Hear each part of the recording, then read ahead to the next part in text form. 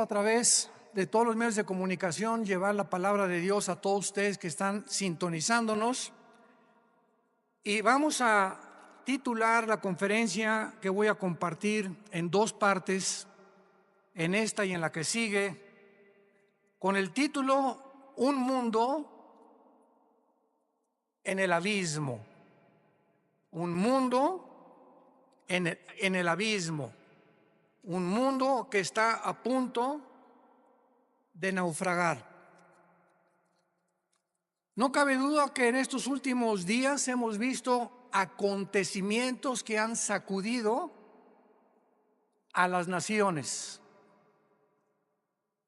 Acabo de grabar un reportaje especial, los invito a que lo vean en nuestras páginas, redes sociales, titulado Afganistán, donde comparto por cerca de media hora, 35 minutos, lo que está sucediendo en Afganistán, pero más importante que eso, las repercusiones globales que se vienen como consecuencia de lo que acaba de suceder.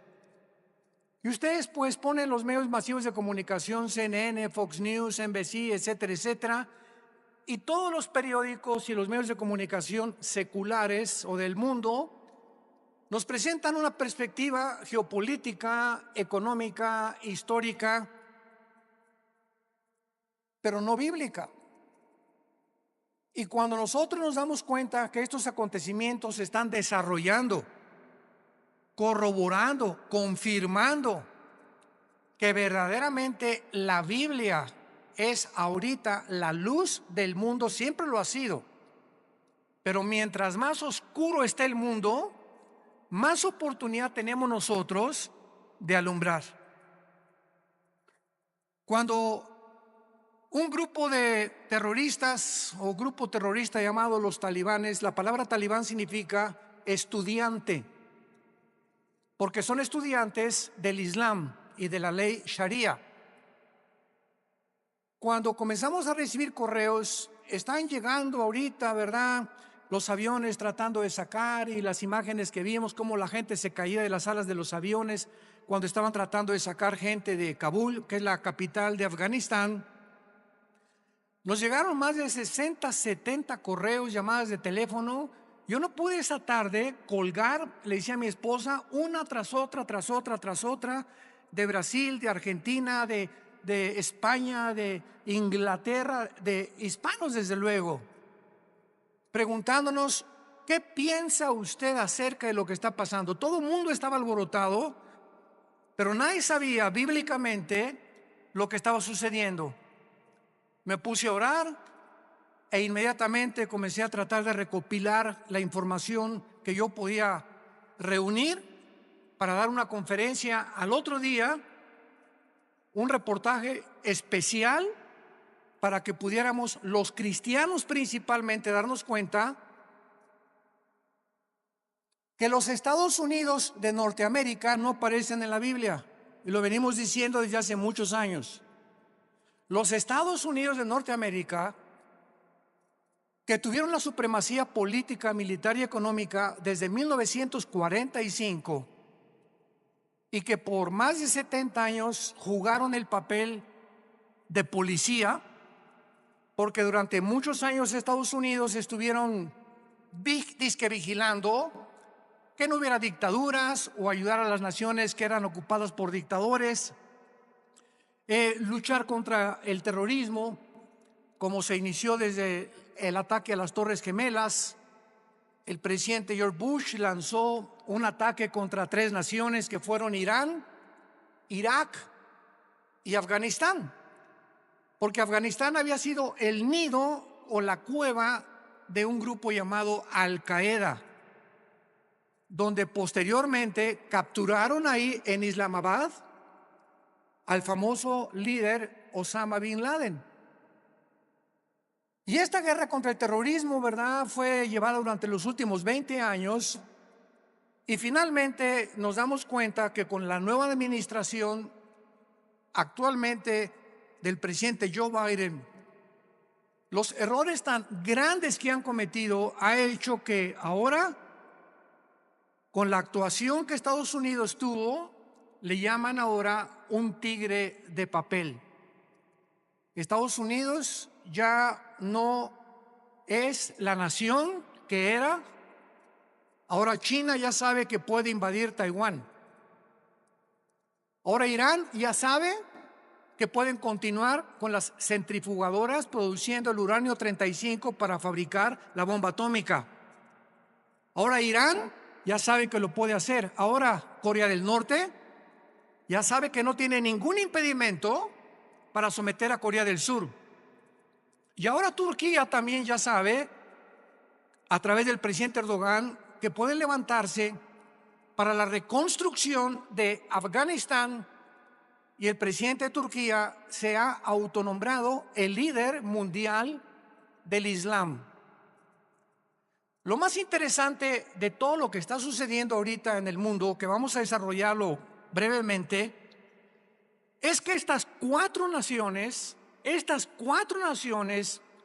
China nunca ha dejado de tener relaciones cordiales con los talibanes, nunca. Pero lo más interesante de esto, bíblicamente, porque es lo que nos interesa y lo que solamente los cristianos lo sabemos, es que son las cuatro naciones que se mencionan en Ezequiel 38 y 39. En la próxima invasión contra Israel. Y ahora Israel, el patito feo, ha quedado por primera vez desde 1948, que volvieron otra vez a revivir nacionalmente la nación de Israel. Ya no tiene quien los defienda. Han quedado vulnerables. Y también los Estados Unidos de Norteamérica han quedado vulnerables.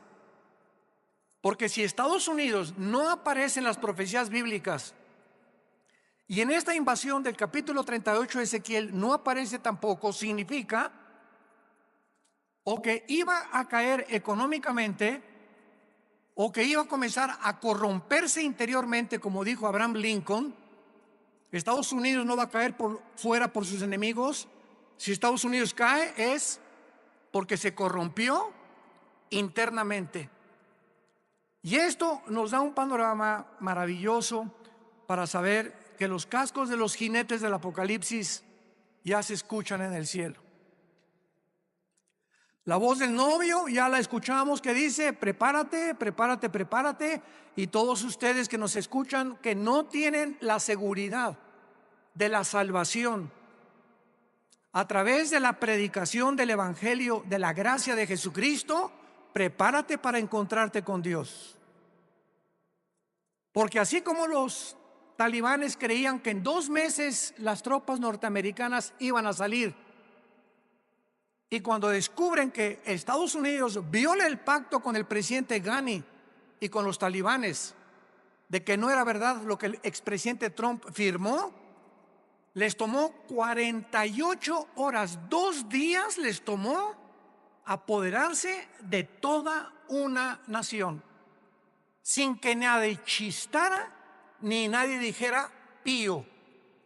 Y se quedaron ahí en Afganistán más de 2,000 vehículos blindados, helicópteros Black Hawk, que son los más modernos para la guerra, más de 50 aviones, fusiles de largo alcance, de mira telescópica, lanzagranadas, millones de municiones.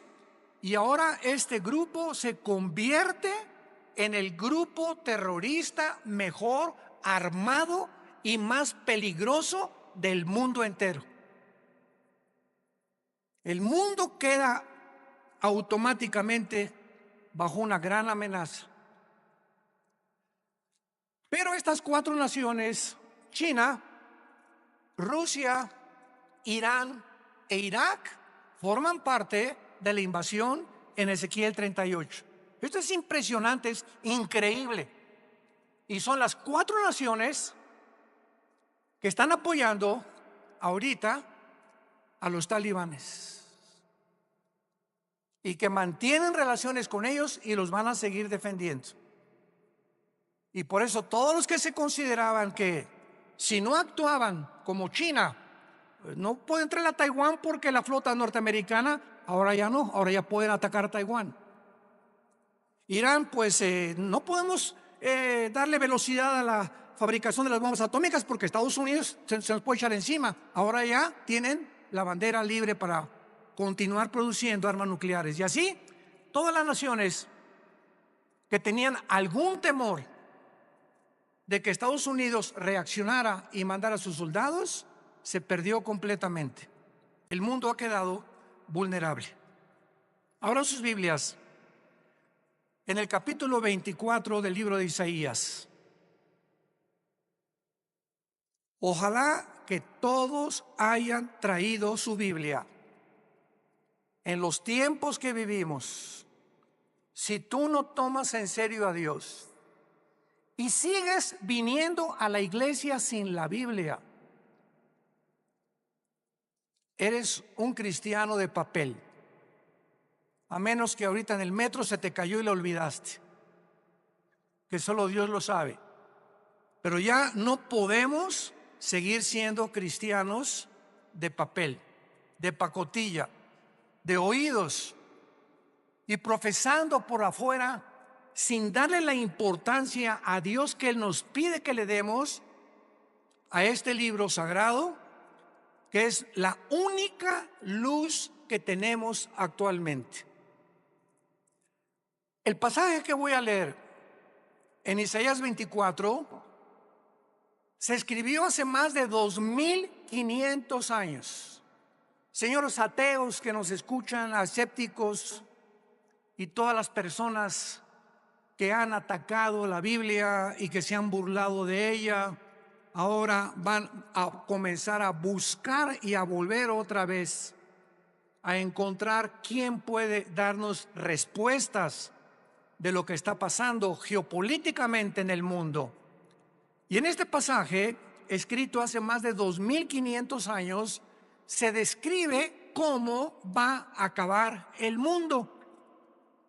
Pero aún más que eso, el Espíritu Santo nos delinea claramente las razones por las cuales el mundo ha llegado a la condición en la que se encuentra actualmente. Dice así: he aquí que Jehová vacía la tierra y la desnuda, y trastorna su faz, y hace esparcir a sus moradores. Y sucederá, así como al pueblo, también al sacerdote, como al siervo, así a su amo, como a la criada, a su ama, como al que compra, al que vende, como al que presta, al que toma prestado, como al que da al logro, así al que lo recibe.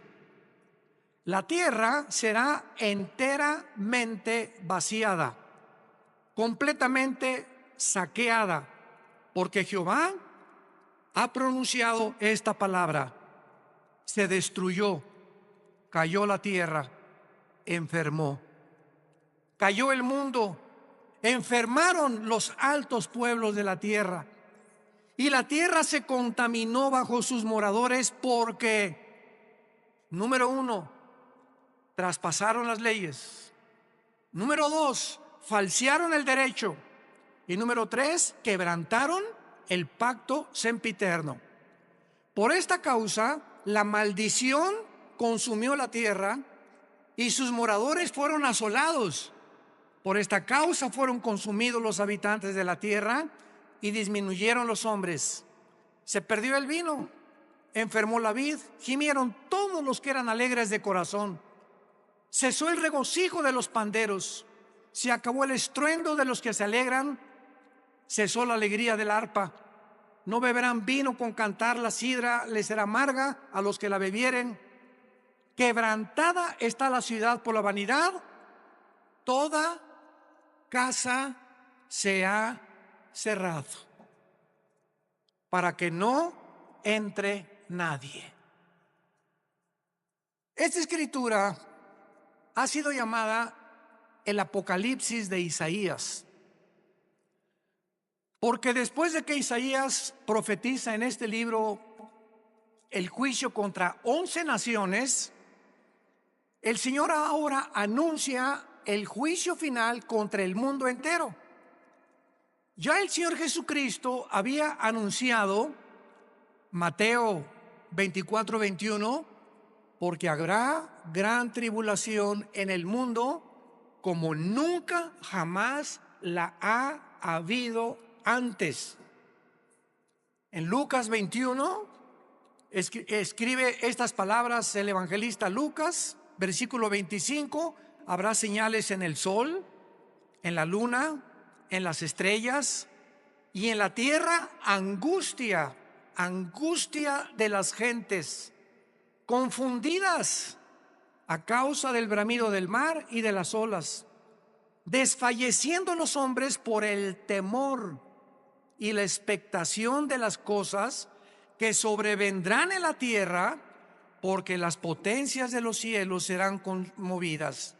Versículo 34: miren también por ustedes mismos, que vuestros corazones no se carguen de glotonería, embriaguez y de los afanes de la vida, y venga de repente sobre vosotros aquel día, porque como un lazo vendrá sobre todos los que habitan sobre la faz de toda la tierra. Velad pues en todo tiempo, orando que seáis tenidos por dignos de escapar de todas estas cosas que vendrán y de estar en pie delante del Hijo del Hombre. Regresando al pasaje de Isaías, encontramos en los primeros 4 versículos 3 puntos importantes acerca del juicio de Dios. En primer lugar, dice el versículo 1: he aquí que Jehová vacía la tierra y la desnuda, la trastorna y hace esparcir a sus moradores. En primer lugar, encontramos que va a ser Dios y su Hijo Jesucristo, como lo vamos a ver a continuación, los agentes que van a juzgar al mundo. Esto es absolutamente obvio y lógico, ya que Dios es imposible que juzgue a alguien que no merece. Es imposible que Dios mande una maldición sin que los que reciban la maldición se hayan hecho merecedores de lo que recibieron. Porque todo lo que sembramos, todas las decisiones que tú has tomado en tu vida, todas las cosas que has decidido en tu vida, tienen consecuencias, para bien o para mal. Si te casaste equivocadamente, si compraste un vehículo equivocadamente, si hiciste un gasto equivocadamente de dinero, no le eches nunca la culpa a Dios. Somos personas, individuos responsables moralmente de nuestras acciones. Y por esta responsabilidad y esta libertad y libre albedrío que tenemos para hacernos merecedores que lo que sembramos tenemos que recoger, tenemos que formar y normar nuestra vida de aquí en adelante. Dice la Biblia en Hechos capítulo 17, versículo 30 al 31, lo mismo. Veamos cómo los apóstoles anuncian quién va a juzgar al mundo. Pero Dios, Hechos 17, versículo 30, pero Dios, habiendo pasado por alto los tiempos de esta ignorancia, ahora manda a todos los hombres en todo lugar que se arrepientan, por cuanto ha establecido un día en el cual juzgará al mundo con justicia por aquel varón, o sea, Jesucristo, a quien designó, dando a todos fe por haberle levantado de los muertos. Y el apóstol Pablo, en su segunda carta a Timoteo, capítulo 4, versículo 1, le dice a Timoteo: te encarezco delante de Dios y del Señor Jesucristo, que juzgará a los vivos y a los muertos en su manifestación y en su reino. Entonces, lo primero que el Espíritu Santo resalta es que va a ser Dios el Padre y su Hijo Jesucristo los que se van a encargar de juzgarte. Y en ese día, si ahorita tienes excusas de ser como tú eres, en ese día no las tendrás. Y así como estamos viendo con qué rapidez cambió el mundo en 1 año y medio, desde que comenzó esta famosa pandemia, todo ha cambiado. La moral, la conducta, la economía, la política, los medios de salud.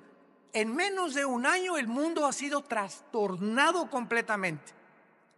En 48 horas un grupo terrorista se enfrenta al ejército más poderoso del mundo y los hace huir. En 48 horas sin disparar una sola bala. Y así está pasando todo en el mundo, nos está agarrando a todos desprevenidos. La semana que entra, ¿qué vamos a escuchar? Mañana, ¿qué vamos a escuchar en las noticias? Y tal vez la próxima noticia para ti es que te quedan 3 días de vida, te queda 1 semana de vida, te queda 1 mes de vida y no lo sabías, ni te lo imaginabas. Dice la Biblia, prepárate para encontrarte con tu Dios. Viene el juicio, viene el día del juicio al mundo. Tenemos que reaccionar y tenemos que arrebatar del fuego a nuestra familia, a nuestros amigos, y ahora más que nunca tener convicciones. Tenemos que ser cristianos de convicciones. Si tú no tienes convicciones de la santidad y de la forma que debes de vivir, el mundo te va a jalar. Porque la presión, como el imán, es más fuerte lo que te jala que lo que te sostiene. Y lo único que nos sostiene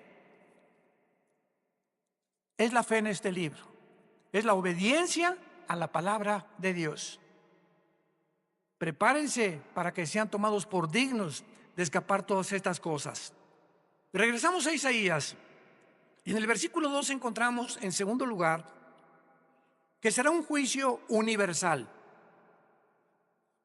Sucederá al pueblo como al sacerdote, al siervo como al amo, a la criada como al ama, al que compra, al que vende, o sea, todas las clases sociales, porque Dios no tiene consentidos, ni Dios hace acepción de personas.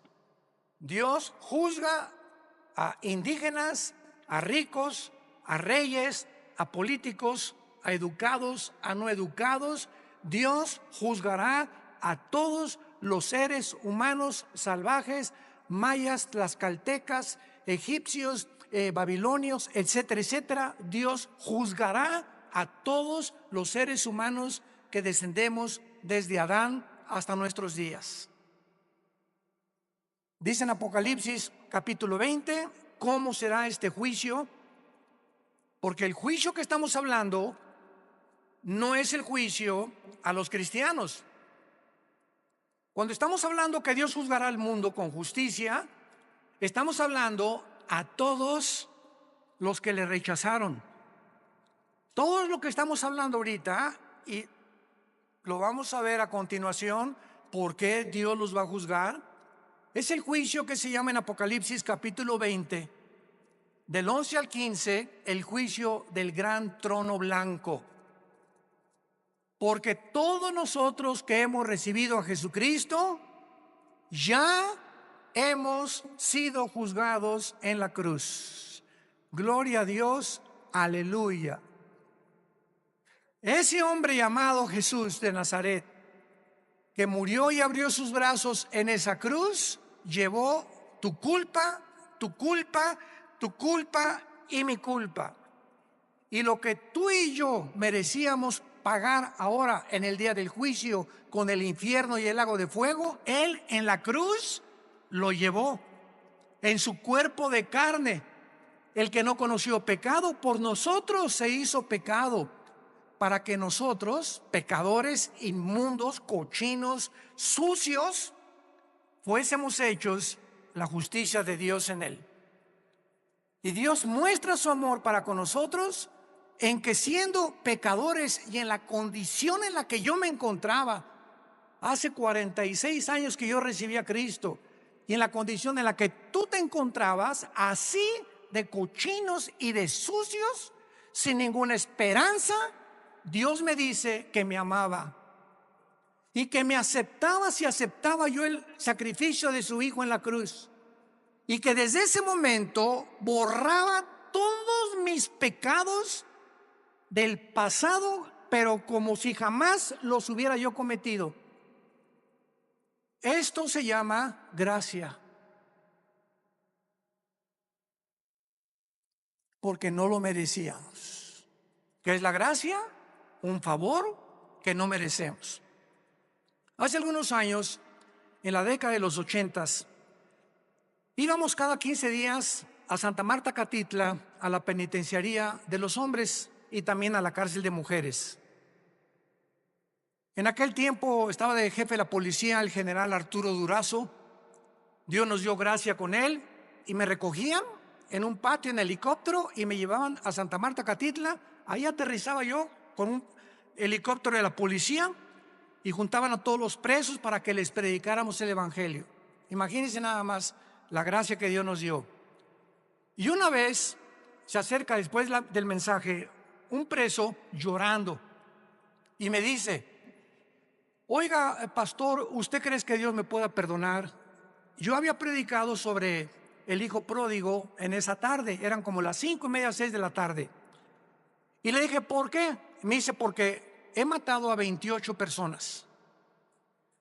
Pero quiero decirle que estoy aquí en la cárcel no por las 27 asesinatos que cometí antes, sino porque me mandaron de un estado a la Ciudad de México a matar otro recadito que me encargaron, porque yo era matón a cuenta, y en el periférico saqué la 38 y maté a esa persona que me encargaron matar, y la policía me agarró, y estoy aquí por un crimen para pagar 15 años, pero yo debo 27 vidas más. ¿Y saben lo que le contesté? La sangre de Cristo perdona todos tus pecados. Él no lo podía creer.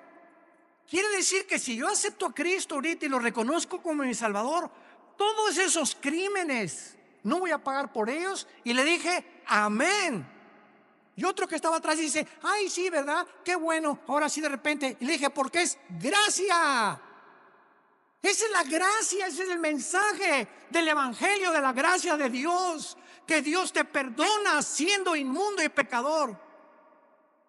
Porque nadie merece irse al cielo, nadie merece el perdón. Dios nos lo da en su amor en la cruz. Esta palabra gracia no aparece en ninguna religión. En ninguna religión. Y hay cristianos que todavía no han entendido el significado de la palabra: por gracia somos salvos por medio de la fe. Es la fe la que nos da la gracia de Dios. El creer lo que Él hizo en la cruz nos hace, nos abre para que Dios tenga a favor de nosotros, se compadezca de nosotros y nos regale el amor de su Hijo Jesucristo. ¿Qué mensaje tan glorioso tenemos? Yo quiero decirte a ti que nos estás viendo por la televisión y ustedes están aquí presentes. Me puedes decir: yo he abortado 8 niños, llevo 3 divorcios, he matado, he adulterado, he hecho aquello. Si tú recibes a Cristo, Dios te perdona. Y en este día del juicio tú no estarás presente, porque Él pagó por ti y por mí. Y por eso vivimos tan agradecidos, humillados, después de lo que Él hizo en nuestro lugar en esa cruz. Dice Apocalipsis 20, versículo 11, hablando del trono donde estarán todos los que rechazaron este regalo de Dios. Vi un gran trono blanco y al que estaba sentado en él, de delante del cual huyeron la tierra y el cielo, y ningún lugar se encontró para ellos. Esto nos habla que este juicio será después del milenio, porque los que estén en este juicio van a ver cómo desaparece la tierra y los cielos. Y después de este juicio, Dios hará nuevos cielos y nueva tierra. Entonces, este juicio será hasta después de los 1000 años o del reino mesiánico que Jesucristo le prometió a los profetas. Y dice el versículo 12 que Juan el apóstol que escribe esto, vi a los muertos, grandes y pequeños, de pie, y los libros fueron abiertos. Y otro libro fue abierto, el cual es el libro de la vida. Y fueron juzgados los muertos por las cosas que estaban escritas en los libros según sus obras. Vemos que Juan nos dice que cuando Dios abrió los libros, todos los seres humanos que estaban enfrente del trono de Dios estaban parados. No había nadie de rodillas, todos de pie. ¿Por qué? Porque en ese momento se acabó la misericordia. En ese momento ya no hay gracia. En ese momento ya no hay favor, ya no hay nada más que dictar la sentencia. La gracia, el favor, la misericordia están hoy que tú me escuchas delante de ti a través del mensaje del Evangelio de la gracia de Jesucristo. Pero si después de esta vida tú rechazas lo que te está Dios ofreciendo en este momento, se acabó, porque eres responsable. Somos sometidos a la ley de la responsabilidad individual, y cuando tú te mueras, te morirás en tus pecados, porque tú así lo decidiste. Como dijo un predicador hace algún tiempo, Dios no manda a nadie al infierno. Dios no manda a nadie al infierno, ellos se van solitos. Dios dio a su Hijo en la cruz, y si tú te condenas es porque tú escogiste pasar la eternidad lejos de Dios, porque en esta vida rechazaste a Dios y no lo quisiste, menos te gustará seguir con Él después de muerto. Los libros van a ser abiertos, todos tus pensamientos, todas tus palabras y todas tus acciones serán traídas delante de ti como en una película. Y observamos que Dios te va a juzgar por las obras. Qué irónico, ¿verdad? La salvación es por gracia sin las obras, pero el juicio será por las obras, por lo que tú hiciste. Y ahora, por lo que nosotros hicimos, Dios nos perdona, pero el día del juicio no lo vas a soportar. Y en tercer lugar, regresamos a Isaías 24, dice el versículo 3 y 4, que este juicio devastará completamente el mundo. La tierra será vaciada, versículo 3, Isaías 24, completamente saqueada. Jehová ha pronunciado esta palabra: la tierra se destruyó, enfermó, cayó el mundo, blasfemaron los altos pueblos de la tierra, y la tierra se contaminó bajo sus moradores, porque traspasaron las leyes, falsearon el derecho y quebrantaron el pacto sempiterno. Estas características del versículo 4 ya las podemos ver. ¿En qué planeta estamos tú y yo viviendo?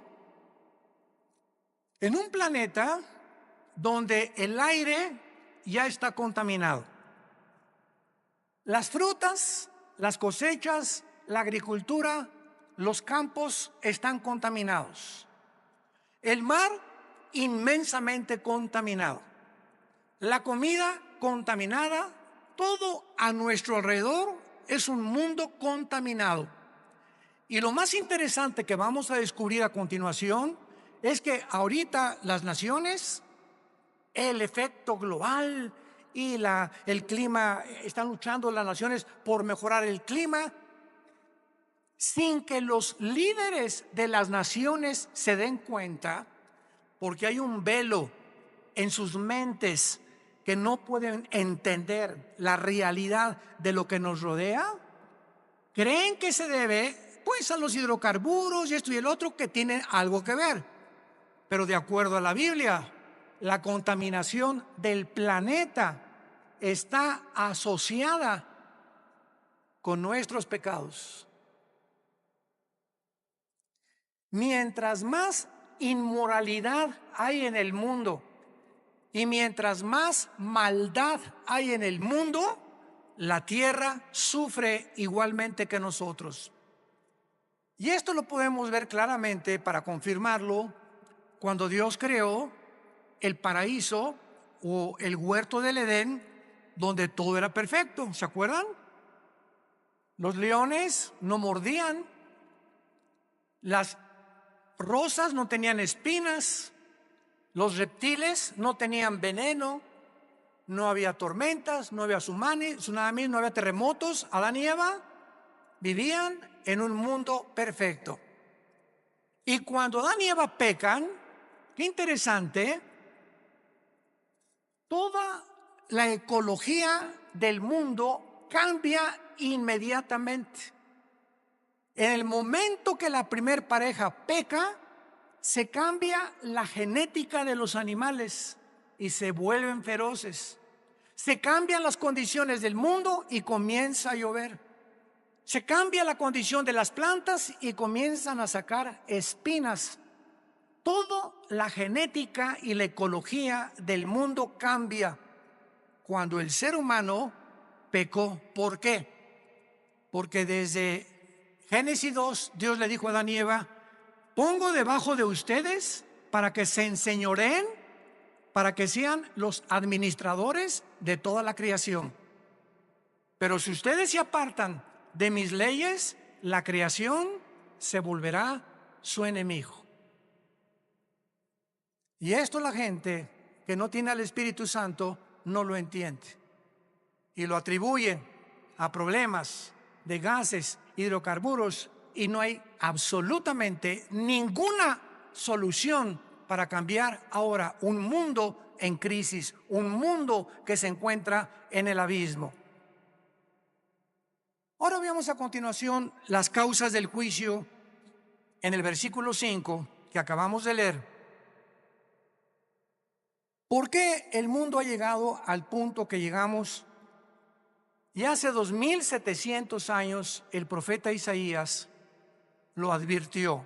Número 1, la tierra se contaminó bajo sus moradores porque, en primer lugar, falsearon las leyes o falsearon el derecho. Esta palabra es Torah en el hebreo, si te interesa ponerlo, cuando dice falsearon las leyes, falsearon los mandamientos de Dios. Y esto es importante porque la Biblia nos muestra claramente que la contaminación, repito, afecta al ser humano, y la iniquidad y la maldad y la inmoralidad de los habitantes del mundo es tan grande el pecado, que la naturaleza se vuelve contra nosotros.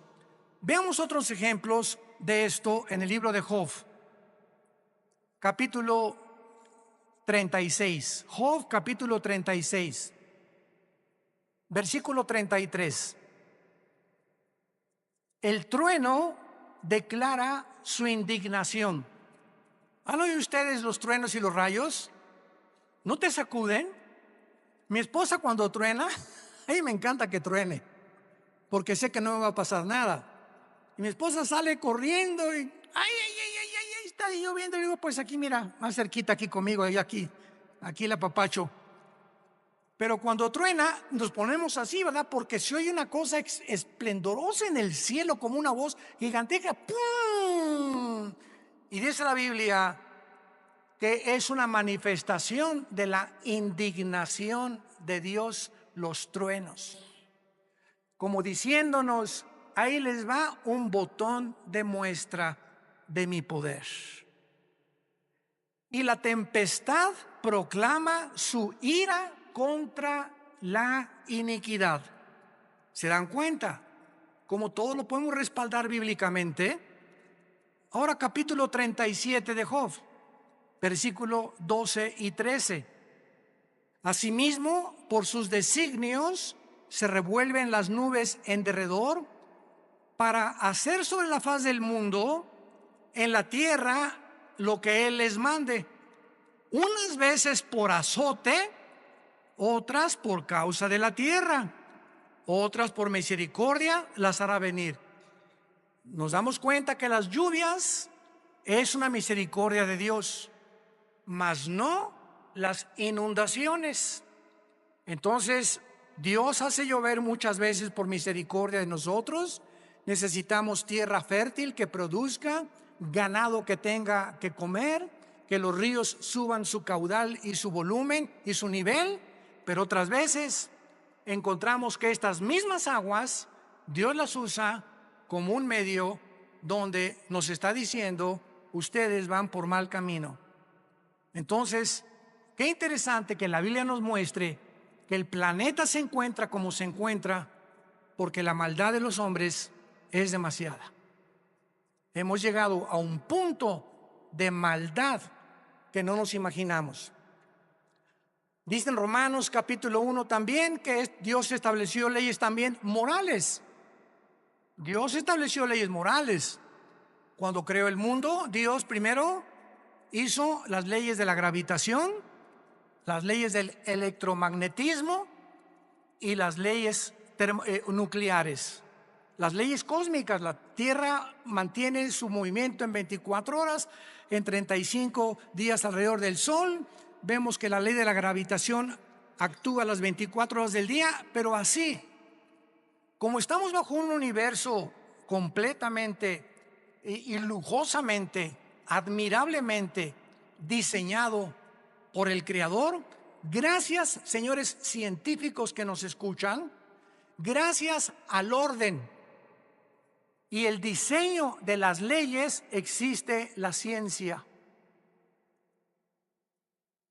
¿Por qué existe la astronomía? Porque los astrónomos pueden ver perfectamente bien y predecir un meteoro o esto y el otro, porque el universo está obrando, trabajando metódicamente como un reloj que se le dio cuerda. ¿Por qué existen las leyes? La primera y la segunda ley de la termodinámica, porque todo nos habla que está sujeto a un deterioro, a una oxidación. El Sol pierde toneladas masa cada segundo, y gracias a esto se establece que no hay evolución, que la segunda ley de la termodinámica contradice la ley de la evolución. En lugar de que estemos evolucionando, vamos de arriba hacia abajo, no vamos mejorando. Ya se profetizó hace 2000, la tierra iba cada día a deteriorarse más, y el carácter de los seres humanos iba a llegar a comportarse más bajo que el de los animales. Traspasamos las leyes. Dice Romanos capítulo 1, versículo 21: pues habiendo conocido a Dios, no le glorificaron como a Dios, ni le dieron gracias, sino que se envanecieron en sus razonamientos, y su necio corazón fue entenebrecido. Profesando ser sabios, se hicieron necios, y cambiaron la gloria de Dios incorruptible en semejanza de imagen de hombre corruptible, de aves, de cuadrúpedos y de reptiles, por lo cual Dios los entregó a la inmundicia en la concupiscencia de sus corazones, de modo que deshonraron entre sí sus propios cuerpos, cambiaron la verdad de Dios por la mentira, honrando y dando culto a las criaturas antes que al Creador, el cual es bendito por los siglos. Por esto Dios los entregó a pasiones vergonzosas. Aún sus mujeres cambiaron el uso natural por el que es contra naturaleza. Y los hombres igualmente, dejando el uso natural de la mujer, se encendieron en su lascivia unos con otros, cometiendo hechos vergonzosos hombres con hombres, y recibiendo en sí mismos la retribución debida a su extravío. Acabo de leer un artículo de uno de los más grandes y prestigiados psiquiatras del siglo XXI, aseverando la siguiente declaración: el 70% de las personas transgénero se quitan la vida.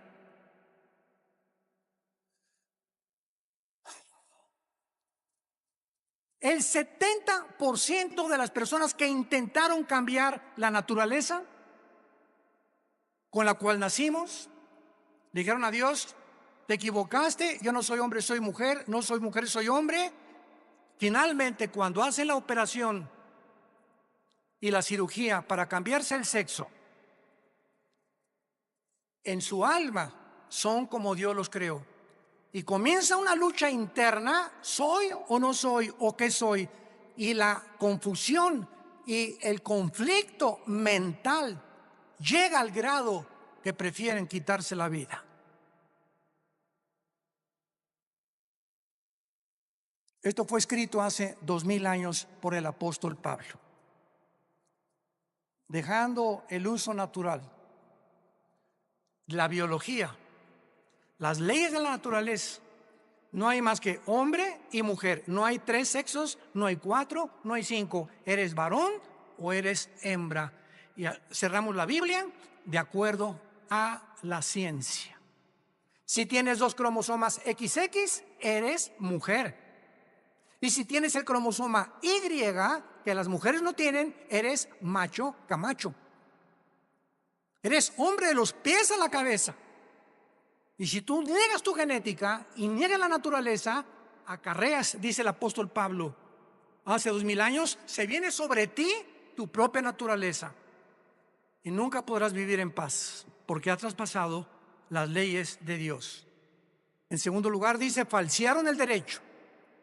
Los gobernantes, los magistrados de justicia que nos escuchan, los jueces federales y civiles, los senadores, los diputados, los dictadores, han pervertido el derecho para gobernar recta, íntegra y honestamente una nación. El expresidente de Afganistán, Ghani, salió huyendo con más de 120 millones de dólares, como todo buen político corrupto.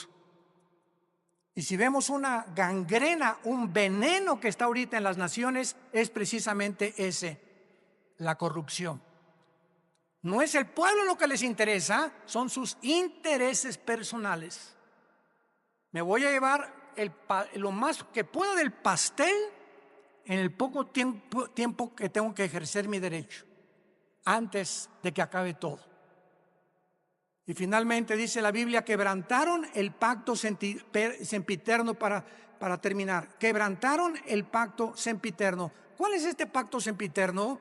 Veamos el libro de Malaquías, antes de Mateo, para terminar, el último libro de la Biblia, Malaquías capítulo 2, versículo 13, lo que el profeta escribió antes de que iniciara la venida de Jesucristo.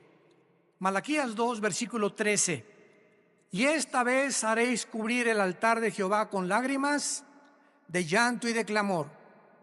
Ya no miraré más a la ofrenda para aceptarla con gusto de tu mano. Me dirás: ¿por qué? Porque ha Jehová atestiguado contra ti y la mujer de tu juventud, contra la cual has sido desleal. Estoy enojado contra ti. ¿Por qué, Señor? Porque no eres fiel a tu esposa. Y vas a llorar y te vas a arrepentir y te vas a jalar los pelos. Y si te mueres en esta condición, te condenas eternamente. Porque has sido desleal. Vamos a ver qué significa la palabra hebreo, desleal. Siendo ella tu compañera y la mujer de tu pacto. ¿Cuál es el pacto que menciona Isaías, que acabamos de mencionar, sempiterno? El primer pacto que Dios estableció antes de cualquier institución humana, de los colegios y de los gobiernos. Se llama el pacto inquebrantable del matrimonio. A los que les interese, la palabra desleal en el hebreo es la palabra bagad, con B de bueno, A de Armando, G de Gárgara, H, A de Armando, D de David. Bagad. Escuchen lo que significa ser desleal. Actuar encubiertamente, hipócritamente, fraudulentamente o secretamente. Encubrir, tapar, engañar y decir cosas que no sentimos. Cuando tú te volteas a tu esposa y dices te amo, solo Dios sabe que le estás diciendo que verdaderamente le amas. Y cuando tú le dices a tu esposa te amo y atrás de ti tienes tu amante, estás encubriendo, eres un hipócrita, estás falseando completamente y Dios te está escuchando. Y eso Dios lo tiene que castigar. Dios tiene que juzgar la deslealtad, la hipocresía que podamos tener en el matrimonio. Por eso tenemos estos seminarios cada año con 300, 250 parejas, para que en esos 3 días regresemos a la Biblia, nos arrepintamos, hay una renovación de votos el último día junto a la playa, una cena de gala, y ahí podemos descubrir que, Dios mío, es que yo sentí que ya no la amaba, pero viene el Espíritu Santo y nos da algo sobrenatural que ya habíamos perdido, porque le estamos diciendo a Dios: yo quiero mantener y llegar hasta el fin con mi gordita y con mi gordito, porque de otra manera me estoy engañando. No puedo irme con un amante ni creer que hay una mujer que me satisfaga, que la mujer y la madre que tú me diste para mis hijos. El mundo está enfermo, tenemos que reaccionar, y en esta tarde les pido a todos ustedes que se arrepientan de sus pecados. Si hay alguna área en la que el Espíritu Santo te ha hablado, arrepiéntete hoy, porque por esta puerta no entraste en esta mañana por coincidencia. Dios te ama, Dios te ama, Dios te ama, y Él no quiere que salgas por esta puerta como entraste esta mañana. Tú no sabes si ahorita te atropella un coche, no sabes si te da un ataque al corazón, no sabes si te da una embolia cerebral mañana, o si pasado mañana el doctor te dice: las placas no mienten, don Pancho, usted tiene cáncer y tiene 3 meses para vivir. Dios quiere que tú vengas a la cruz a perdonar tus pecados y a que arregles tus cuentas de una vez por todas con su Hijo Jesucristo. Oremos. Te damos gracias, Señor, por tu palabra, porque de tal manera nos amas que nos has dado a tu Hijo Jesucristo, para que cualquiera, sin acepción de personas, que crea en Él, no se pierda, mas tenga la vida eterna. Mas Dios muestra su amor para con nosotros en que, siendo aún pecadores, Cristo murió por nosotros. Mas Él herido fue por nuestras rebeliones, molido por nuestros pecados. El castigo de nuestra paz fue sobre Él, y por sus llagas hemos sido nosotros curados. Él, que no conoció pecado, por nosotros se hizo pecado, para que nosotros fuésemos hechos la justicia de Dios en Él. ¿Qué tengo que hacer?, me preguntarás en esta mañana, para arreglar mis cuentas para siempre con Dios. La Biblia dice: arrepiéntete. ¿Qué significa arrepentirse? Reconocer que has pecado contra Dios y que no puedes seguir viviendo igual. En segundo lugar, que no tienes el poder para cambiar, porque solo Dios te lo puede dar mediante la fe en su Hijo. En segundo lugar, creer que Cristo en la cruz pagó con su sangre por tus pecados. Y en tercer lugar, que a los 3 días resucitó de los muertos para traer una esperanza eterna, inmarcesible, que nos está aguardando en el cielo el día que nosotros resucitemos.